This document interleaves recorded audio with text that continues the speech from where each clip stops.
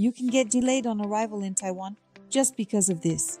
Before you arrive, you need to complete the Taiwan Arrival Card. It's the mandatory entry form for Taiwan. If you don't do it, or if it's filled incorrectly, you could lose time at immigration.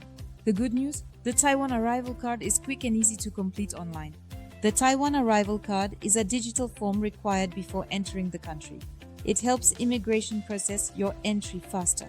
The easiest way is to complete your Taiwan Arrival Card in advance, so you don't have to deal with it at the last minute. You'll need to enter a few key details: passport, flight details, address in Taiwan, and personal information. One mistake and you could be delayed.